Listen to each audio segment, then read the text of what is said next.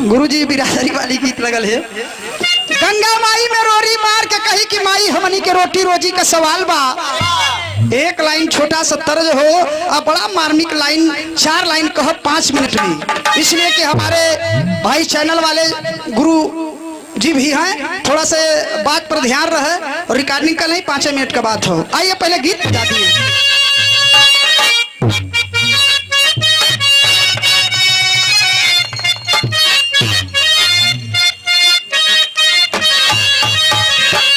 यसके भैया ग्रुप वाले और तो हके चढ़ई वो मैया और नारियल चुनरिया हो कि गंगा जी हो कि गंगा जी वो झल नैया पारावा लगावा हो कि गंगा जी वो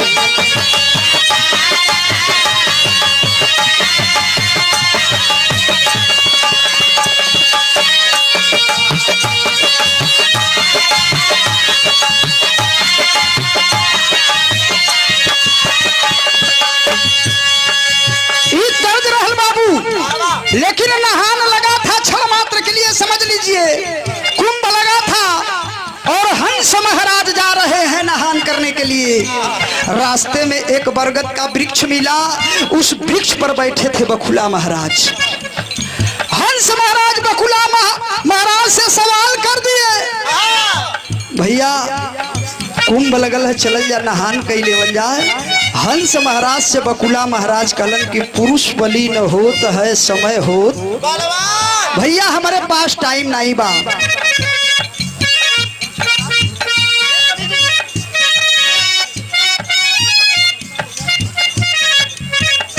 देखिए हमारे बीच में चंदन कवि जी परासी की धरती से जिनकी गीत शिल्पी राज तक पहुंच गई है, बड़ा प्यार बहुत दुलार रहला। और से हम तो अभी हमार तू हारमोनिया मास्टर हुआ।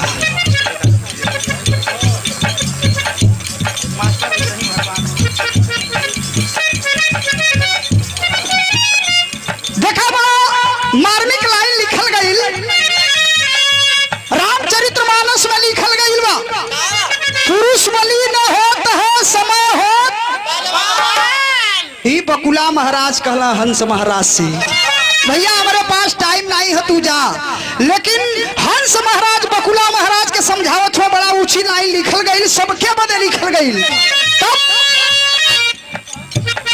बोईबा बबूरा वाता खईबा कैसे आमावा हो करमावा दोषी हो करमावा दोषी छोड़ी दास मैया कई धरामावा हो करमावा दोषी छोड़ी दास।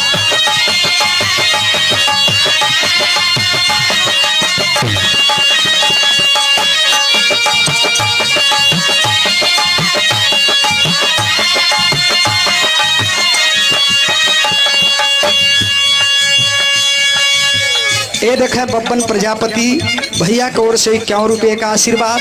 चला भैया का करी, नचावे के तो नचेबे करी, लेकिन चला अब समय आवे दा तनी, ठीक है। ये नाचे वाला समय नहीं, नचावे वाली समय है, ठीक है। ए बाबू कुछ लोग हमसे सवाल करना, जैसे देहात लोग देखे जानकारी नहीं है कि बपुर का होला। आम के विषय में जानकारी हो तो बपुर होला, हम जंगल कही बपुर होला, उमा 2 प्रकार का होला सर्जन भैया। एक ठे थोड़ा कटवा जौन होला उजरका वाला तौन होला, एक ठे मोट मोट होला सरवा बिच्छी का आधा चढ़ा लगड़ गई तो होला। अच्छा तो ये बात हंस महाराज बकुला से कहना कि समय का दोष मता कर्म सबसे महान हो। चला हंस महाराज से बकुला कहना कोनो प्रमाण बतावा। अब देखा सुनवैया विद्वान भैया लोग से अपील हो। पहला लाइन हंस महाराज बकुला महाराज के बताइना, बड़ा मार्मिक लाइन लिखल गई, कैसे बाबू। राजा दशरथ मरलई सारावन के बनावा, राजा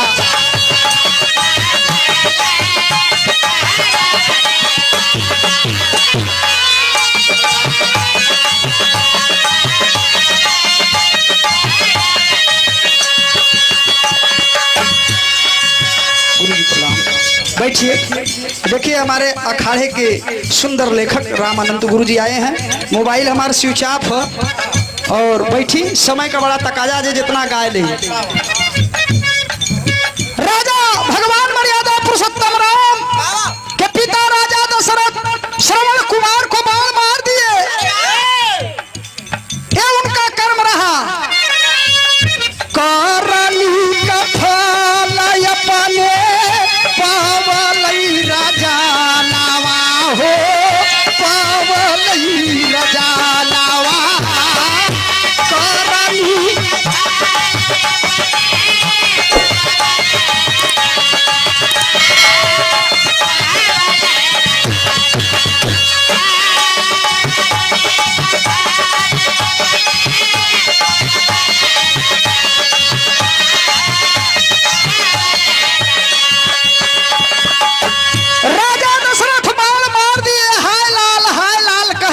अंधा दुनिया के छोड़ के चल गए पुत्र वियोग में। लेकिन ए राजा दशरथ का कर्म रहा साथियों। पुत्र के वियोगवा में गई सूर धामवा हो करमावा दोषी, हो करमावा दोषी। राम नाही आई कौन कामवा हो करमावा दोषी, राम नाही।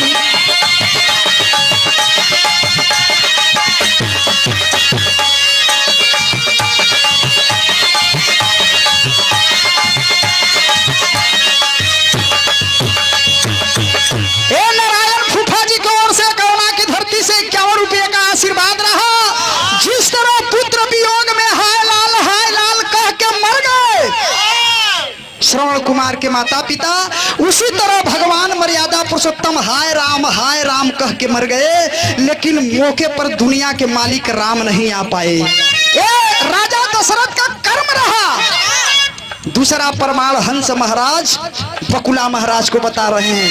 बड़ा मार्मिक लाइन लिख गया। आइए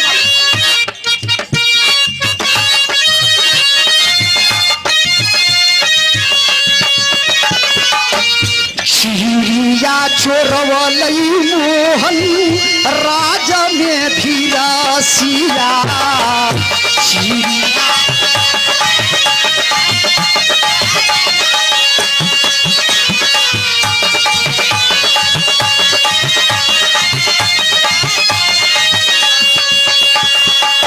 सतरह दिन बीतल तबो जारल नाही लसिया हो, जारल नाही लसिया।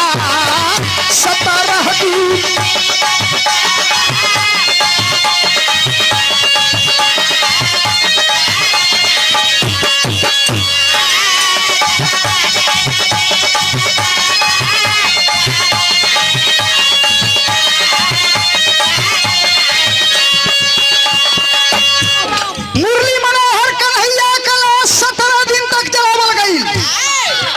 नसुड़ी उस्ताद कहले कि नहीं जरल तो फेंक गई चील कौआ खैलन। लेकिन अच्छा बात थोड़ा नेवर लगैले, अच्छा बात थोड़ा कड़ुआ लगैले। भगवान कन्हैया की लाश 17 दिन तक जलाई गई और नहीं जलल तब मुहवालो पर मिलल नाही ताना के आरामवा हो करमावा दोषी, हो करमावा दोषी। तीनों लोग पूजल जे करनामवा हो करमावा दोषी।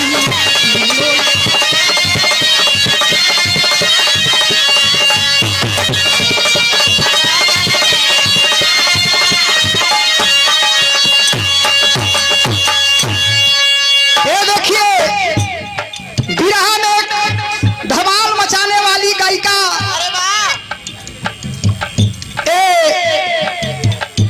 यादव जी का ये वीडियो कॉल है और 101 रुपये का आशीर्वाद भी रहा। ये समय बड़ा चर्चा का विषय हो तो और विराह 26 जनवरी के कराईला हम, ठीक है। एक कार्यक्रम हम कराईला उनमें आपके गवाही भी हमार जो ना निवेदन है आपसे।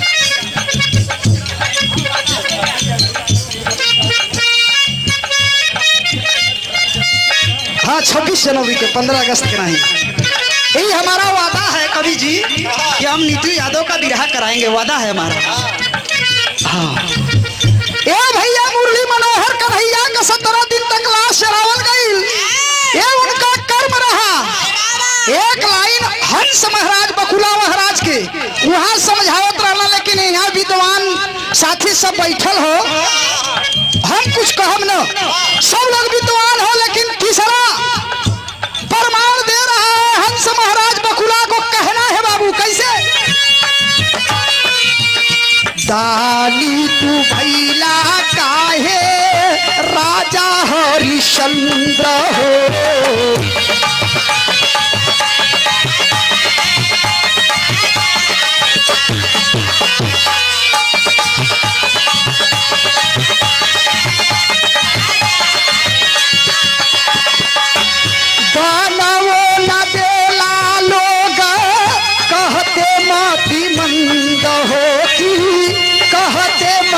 मंद हो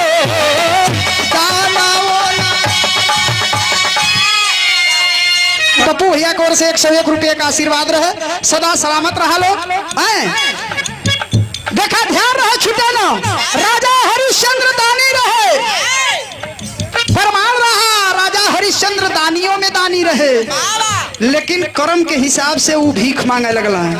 और जब भीख मांगे लगला तो कल के जे राजा कहे प्रजा जो राजा कहे वो पागल करार कह देहलस, कल से रजवा का दिमाग पगला गल भीख मांगत हो।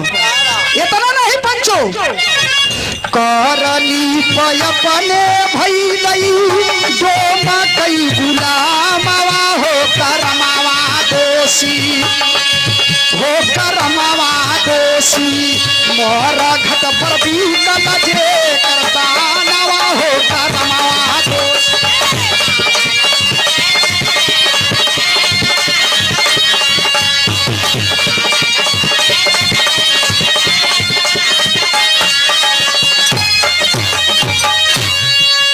आखिरी लाइन सबके बदे कह पत्तू छे बर जैसन करबा करानिया, कह पत्तू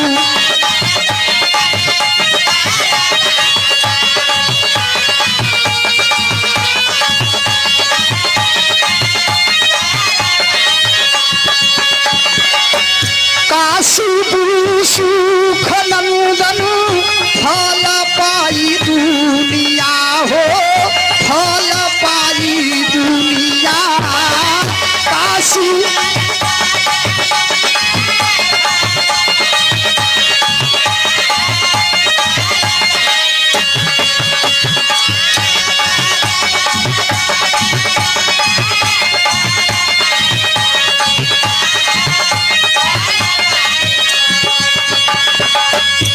और कभी बेचू तोहारो हाथे,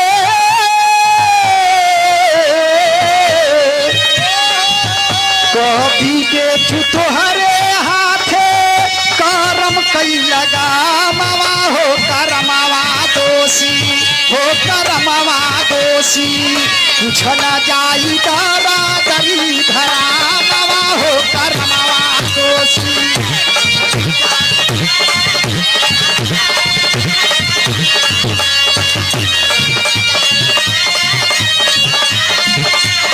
अरे दोषी दोषी